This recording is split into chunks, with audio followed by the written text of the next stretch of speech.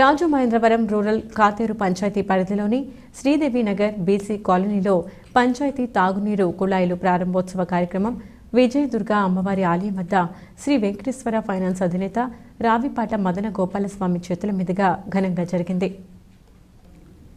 BC కాలనీకి మంచినీటి pipe లైనును panchayat అధికారులు ఏర్పాటు చేయగా వాటర్ స్టోరేజీ ట్యాంకులను మదన గోపాలస్వామి బహుకరించారు.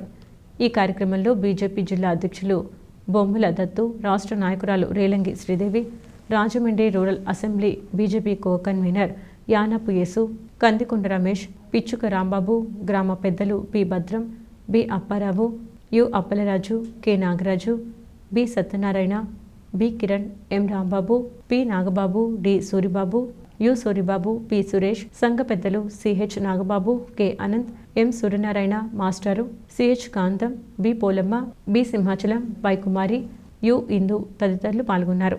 ఈ సందర్భంగా బొమ్మల దత్తు మాట్లాడుతూ రావిపాటి మదన గోపాలస్వామి గ్రామాభివృద్ధికి సహకరించడం అభినందనీయమని అన్నారు.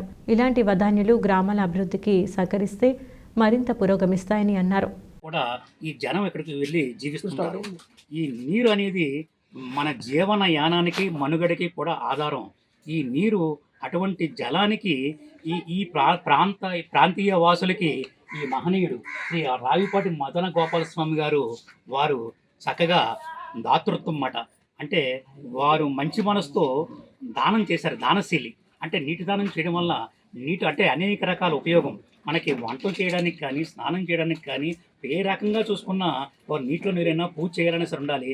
ఆ మహనీయునికి, ఆ దానశీలికి మనందరం కూడా అభినందన తెలియజేస్తూ, మరి ఈ పేటవాసులందరూ కూడా ఆయన పేరు చరిత్రార్థుడైపోతాడు. ఎందుకంటే ఆయన ఉన్న ఎలాగైనా సరే స్థిరస్మరణీయుడిగా ఉండి నిత్యం కూడా మనం స్మరించుకుంటాం ఈ పేటవాసులందరూ కూడా. కాబట్టి వారందరికీ కూడా వారికి ధన్యవాదాలు, అభినందనలు తెలియజేస్తాం.